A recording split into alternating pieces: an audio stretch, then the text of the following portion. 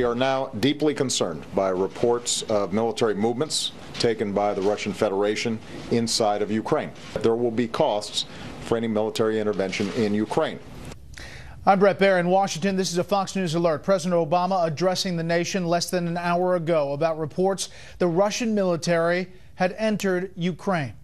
We have Fox team coverage tonight on the extremely fluid situation in Ukraine, changing by the hour. Wendell Goler covers the president's brief address. But first, senior foreign affairs correspondent Amy Kellogg keeping a close eye from London on this developing story. Good evening, Amy. Hi, Brett. Well, the warm glow of the Olympic closing ceremony has really dissipated in less than a week. The militarization of Ukraine's Crimea has probably something to do with local militia groups, protection groups, Brett, but certainly there is a Russian military presence down there. And the question and the concern is, where is it all leading? Another jarring wake-up call in Ukraine. Armed men take over the civilian airport in Simferopol in the semi-autonomous region of Crimea, and a military airport not far from Sebastopol, where Russia bases its Black Sea Fleet, and where later some reports said 2,000 Russian troops landed. Russia says its personnel there are doing business as usual, protecting their Black Sea Fleet. Ukraine's interim government jumped to declare all this an invasion and a violation of the terms of Russia's lease of the military base. We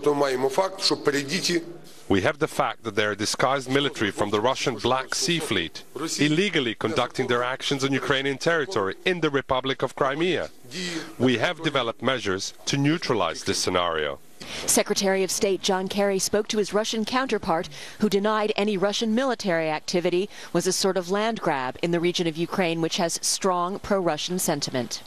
I nevertheless made it clear that that could be misinterpreted at this moment, and that there are enough tensions that it is important for everybody to be extremely careful not to inflame the situation and not to send the wrong messages.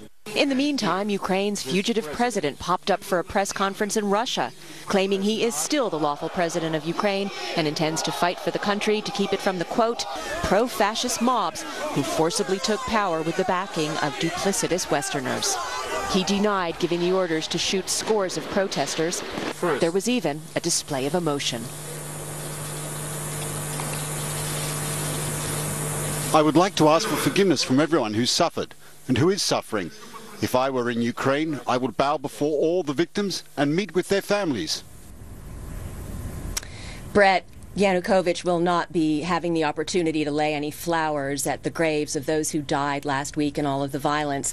He is wanted by the interim government for mass murder, and there are indications that they're going to do all they can to extradite him or get him back to Ukraine. Brett.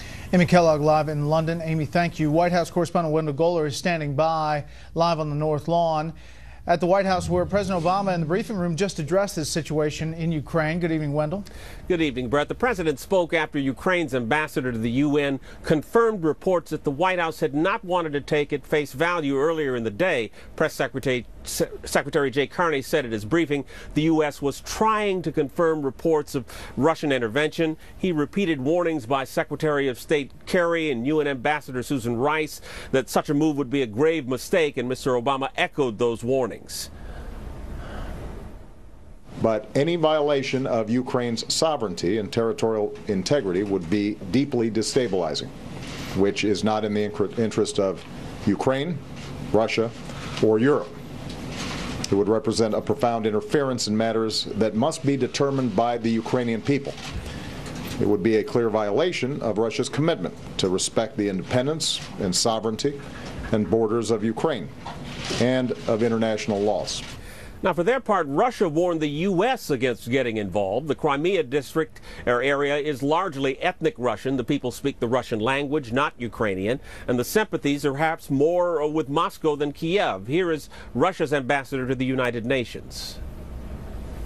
I think I can say that that interference from our Western colleagues has not been helpful, and they have a certain responsibility for those dramatic consequences, and also responsibility for not following through with the agreement they themselves brought about and affixed their signatures to on February the 21st.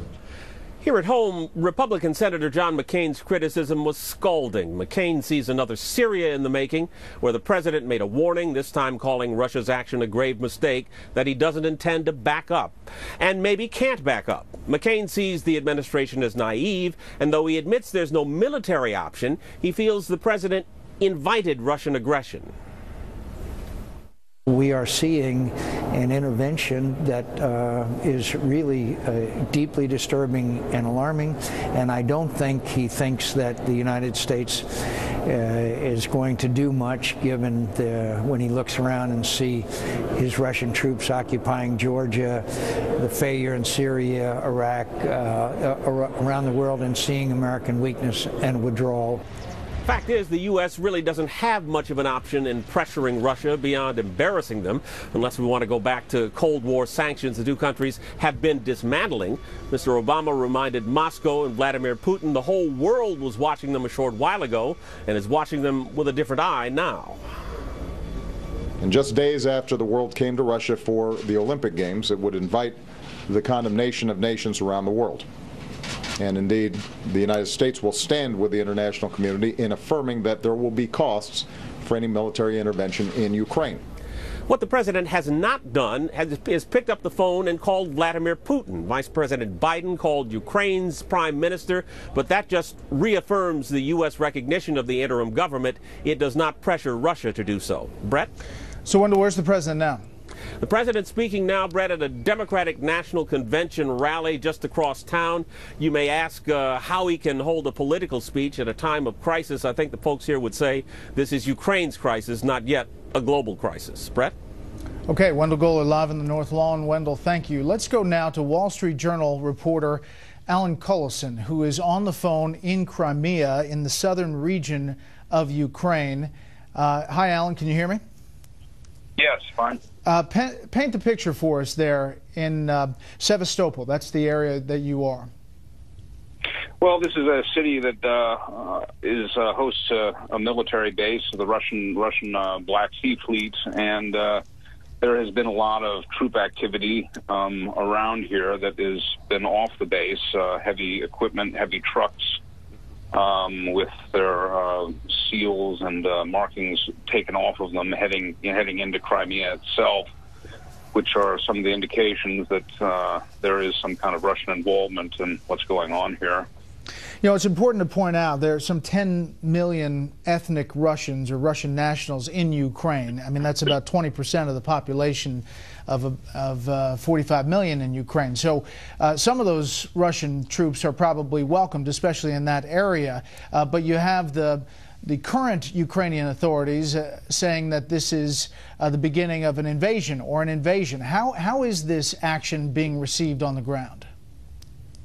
Well, within Crimea itself, it's of course that there are certain people who, yes, would like to see unification or would like to have a Russian presence here.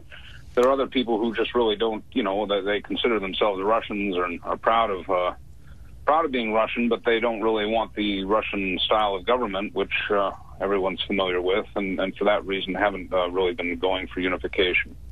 What about the president's statements? And I know just made within the past hour and a half, but there will be costs, and what that possibly could mean, and how the reaction might be there in Ukraine. Well, I don't think the Russians will probably be buoyed by that statement because they'll consider it weak. It's really not much. I believe a Ukrainian foreign minister already called it giving the Russians a carte blanche for war, and that everyone's going to pay the consequences, including the United States.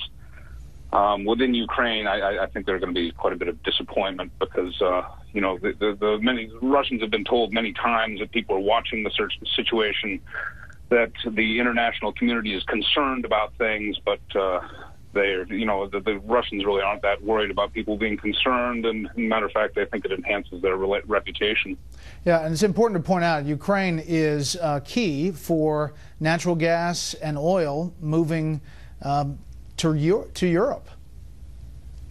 Yes, it is key, but on the other hand, I mean, you could say that Ukraine would have some sort of influence on Russia because of it, but Ukraine is also very dependent upon Russia for its gas supplies and such, and so Russia can apply a lot of pressure to Ukraine in various ways. But what it's doing now, essentially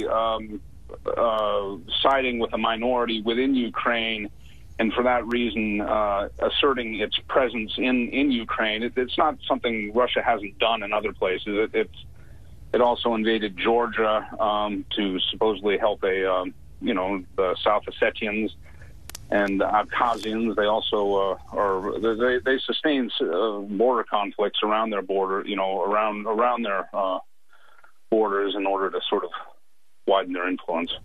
Alan Cullison in Crimea, the southern part of Ukraine. Alan, thank you very much. We'll check back in. Developing situation. We'll bring you more at the bottom of the hour. Up next, as Hillary Clinton mulls a possible second try to return to the White House, a slew of secret files from that era are released to the public.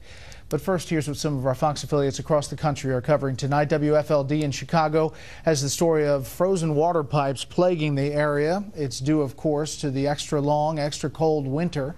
KTVU in Oakland is covering the big storm in California. Communities there that were endangered by a wildfire just weeks ago are now facing threat of mud and debris flows and mudslides. And this is a live look at WNYW in New York. The big story there tonight, the acquittal of Kerry Kennedy for drugged driving. The former wife of New York Governor Andrew Cuomo and daughter of Senator Robert F. Kennedy maintained she took a sleeping pill by mistake before a 2012 crash. That's tonight's live look outside the Beltway from Special Report. We'll be right back.